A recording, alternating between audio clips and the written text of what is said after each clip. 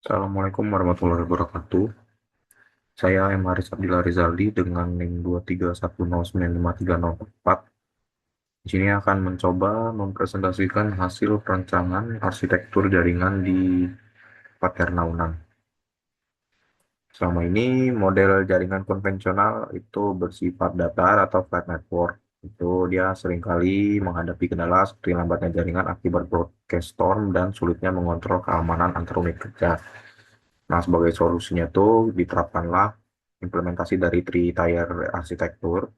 Jadi arsitektur ini membagi jaringan menjadi tiga lapisan logis yang saling bekerja sama.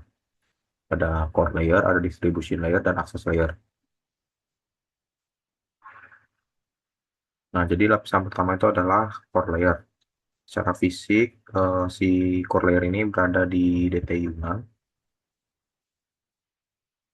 di mana Paterna ini dihubungkan dengan kabel fiber optik ke DT Yunan ini untuk menghindari gangguan elektromagnetik dan petir.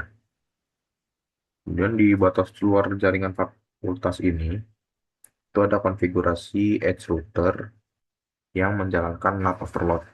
Jadi si NAT ini nanti dia akan menerjemahkan seluruh IP privat lokal dari dalam fakultas itu jadi IP publiknya UNAN.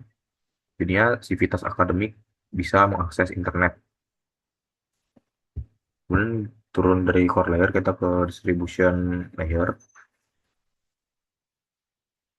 Dari pintu masuk itu, dari di core tadi, itu kita turun ke distribution layer yang berpusat di ruang pusat ICT Gedung Dekanatnya si Paterna. Jadi ini tuh otak jaringan di internalnya, sehingga di sini tuh disediakan dua buah switch berupa switch utama dan switch backup.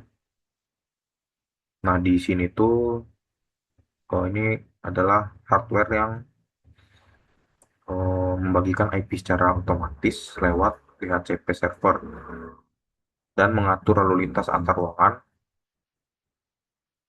secara inter-VLAN routing. Jadi apa sih keunggulan dari desain ini tuh? Itu adalah redundancy penuh. Jadi protokol interchannel atau LACP untuk menggabungkan jalur kabel fisik menjadi satu jalur logis berkecepatan tinggi dan rapid spanning tree. Protokol atau RSTP itu untuk mencegah looping.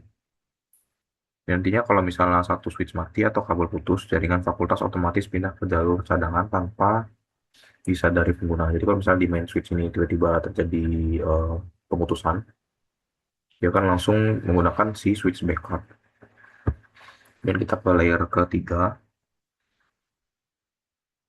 di dari distribution layer tadi itu kita ada koneksi yang tersebar di access layer, di mana ada 14 unit akses switch di 5 gedung utama. Ada 5 gedung.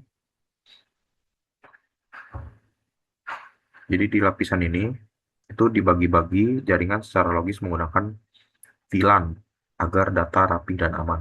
Di mana VLAN 10 dan 30 itu untuk pimpinan dan administrasi agar data institusi aman. Kemudian VLAN 20 dan 80 itu untuk ruang dosen dan ruang sidang. Kemudian VLAN 40 itu ruang lab komputer. Karena di sini tuh ada banyak unit PC sekitar 66. Jadi itu eh, dengan dipisahkan traffic downloadnya tidak akan membuat lock PC pimpinan. Kemudian ada VLAN 50 itu untuk koneksi sensor dan alat ukur di 12 lab praktikum. Dan yang terakhir itu ada VLAN 99 itu khusus untuk IT management.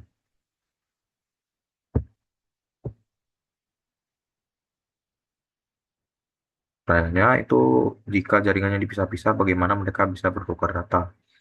Jadi ini adalah peran dari si interVLAN routing yang ada di lapisan distribusi tadi.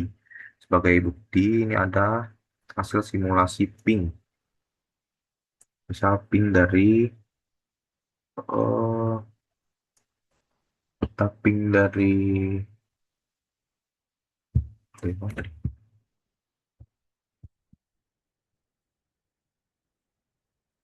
tapping dari ruang dosen 2 DP 1A itu kita ping ke ruang baca misalnya. Kita ping,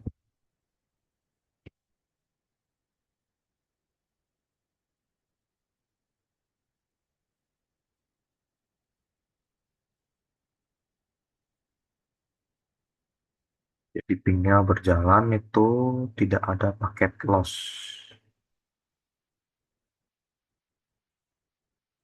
Jadi itu kan si PC dari laptop dosen ini ada di VLAN 20 itu dia berhasil melakukan ping ke PC administrasi di VLAN 30 tanpa ada paket loss.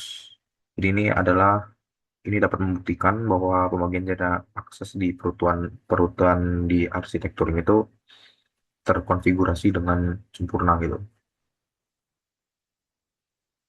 Mungkin sebagai penutup, jadi arsitektur three-tier di Vaterna Unan itu kedepannya itu masih bisa mendukung migrasi ke alamat IP v6 dan teknologi IoT pada era smart farming tanpa perlu membongkar ulang arsitektur utamanya. Mungkin sekian yang bisa saya jelaskan pada presentasi kali ini. Saya akhiri. Wassalamualaikum warahmatullahi wabarakatuh.